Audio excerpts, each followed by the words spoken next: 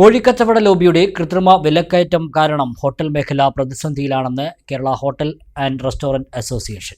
വിലക്കയറ്റം നിയന്ത്രിക്കാൻ രാഷ്ട്രീയ കക്ഷികളും സർക്കാരും ഇടപെടണമെന്ന് Kerala hotel and restaurant association Perinthalmanna ഘടകം ഭാരവാഹികൾ വാർത്താസമ്മേളനത്തിൽ ആവശ്യപ്പെട്ടു. കോഴിക്കച്ചവട ലോബിയുടെ കൃത്രിമ വിലക്കയറ്റം മൂലം ഹോട്ടൽ മേഖല വലിയ പ്രതിസന്ധി നേരിടുകയാണെന്ന് Kerala hotel and restaurant association Perinthalmanna unit ഭാരവാഹികൾ പറഞ്ഞു.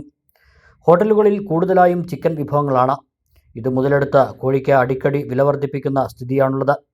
വില വർധനവ് കാരണം ഹോട്ടലുകളിലും റെസ്റ്റോറൻറ്റുകളിലും വിഭവങ്ങൾക്ക് വില കൂട്ടാൻ നിർബന്ധിതരായിരിക്കുകയാണെന്ന് hotel and restaurant association unit ഭാരവാഹികൾ പറഞ്ഞു. നമ്മൾ മനസ്സിലാക്കിയത് കോഴി വില ഈ തമിഴ്നാട് കേന്ദ്രീകരിച്ചുള്ള ഈ നാമക്കൽ അവിടെ ഒരു കാര്യമായിട്ട് കോഴിൻ്റെ ഫാമുണ്ട്, അവിടുന്ന് കാര്യമായിട്ട് ഇങ്ങോട്ട് വരുന്നത്. അപ്പോൾ അവിടുത്തെ ലോബി ശരിക്കും ഈ നാമക്കലിൻ്റെ ഫാമിൻ്റെ ലോബി കൃത്രിമമായിട്ട് ഉണ്ടാക്കുന്ന ഒരു വില വർധനമാണ്. പക്ഷെ ഇത് ശരിക്കും ഇതിൻ്റെ നമ്മൾ ഇരയാവുന്നത് ശരിക്കും ഇവിടുത്തെ ഹോട്ടലുകാരാണ്. ഇവിടെ ഏറ്റവും കൂടുതൽ കോഴി ഉപയോഗിക്കുന്നത് ഹോട്ടലുകാരാണ്, സംശയമൊന്നുമില്ല. പിന്നെ ഇതുവരെ കുറച്ച് കാറ്ററിംഗുകാരും. അപ്പോൾ ഇതിൽ നമുക്ക് പറയുന്നത് വെച്ചിട്ടുണ്ടെങ്കിൽ അവരുടെ ആ ഒരു വിഷയം കാരണം ഞങ്ങളെ സംബന്ധിച്ചിടത്തോളം ഈ പെരിന്തൽമണ്ണയിൽ തന്നെ ഒരു ദിവസം ഒരു 10 കിലോ എടുക്കുന്ന കടക്കാരുണ്ട്. അതേസമയം 200-250 കിലോ കോഴി എടുത്ത് ബിസിനസ് ചെയ്യുന്ന ആളുകളുണ്ട്. അപ്പോൾ അവരെ സംബന്ധിച്ച് ഒരു ദിവസം 10,000 കണക്കിന് ഉറുപ്പിയുടെ നഷ്ടമാണ് വരുന്നത്. ചിക്കന് ഞങ്ങൾക്ക് വില കൂടുതലാണ്, വേറെ നിർത്തില്ല. അല്ലാന്നുണ്ടെങ്കിൽ കേരള ഗവൺമെൻറ് ഞാൻ ഇതിന് ശക്തമായിട്ട് ഈ ലോബിക്കെതിരെ ശക്തമായിട്ട് ഇതിൽ ഇടപെട്ടുകൊണ്ട് മുന്നോട്ട് പോയിട്ടില്ലെങ്കിൽ ഈ ഞങ്ങൾ ഏറ്റവും കൂടുതൽ തൊഴിൽ മേഖല കൊടുക്കുന്ന ഒരു ഇതാണ് ഹോട്ടൽ മേഖല. ആ മേഖലയിൽ ലക്ഷക്കണക്കിന് തൊഴിലാളികളുണ്ട്. ഈ തൊഴിലാളികളെ പ്രതിസന്ധി ആക്കുന്നുണ്ടെങ്കിൽ ഈ രീതിയിൽ മുന്നോട്ട് പോകാൻ ഞങ്ങൾക്ക് കഴിയില്ല. ആ രീതിയിൽ ഉണ്ടാകുന്നുണ്ടെങ്കിൽ നല്ല രീതിയിൽ കേരള ഗവൺമെൻറ് ഇതിന് നല്ല ഒരു തീരുമാനത്തിൽ എത്തിച്ചേരണമെന്നില്ലാണ് ഞങ്ങൾ ഹോട്ടൽ മേഖല രീതിയിൽ ഞങ്ങൾ അഭ്യർത്ഥിക്കുന്നത്.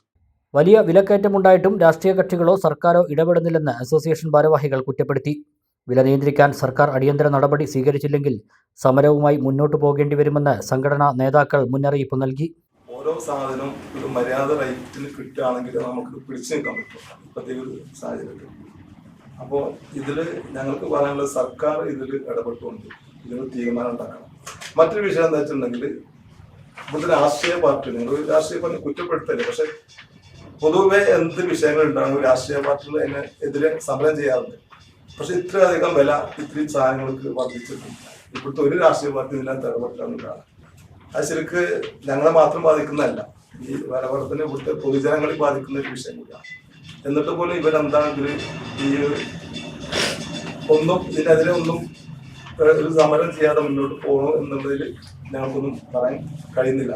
ഈ സംസ്ഥാനം ഭരിക്കുന്ന ഗവൺമെന്റ് ആണെങ്കിലും പ്രതിപക്ഷമാണെങ്കിലും ഇവിടുത്തെ മുഖ്യധാര രാഷ്ട്രീയ പാർട്ടികളൊക്കെ ഈ വില വർധനവിനെതിരെ ആയിട്ട് എന്തെങ്കിലും ഒരു പ്രതിഷേധം നടത്തിക്കൊണ്ട് ഞങ്ങളോട് സഹകരിക്കണം എന്ന് ഞാൻ പറയുന്നത്. അതുപോലെ തന്നെ നമുക്കറിയാം നമ്മുടെ ഈ സംസ്ഥാനം ഒരു സൗഹാർദ്ദ ഒരു സംരംഭ സംസ്ഥാനം എന്നുള്ള രീതിയിലൊക്കെ നമുക്ക് കൊണ്ടുവരാൻ പറ്റും.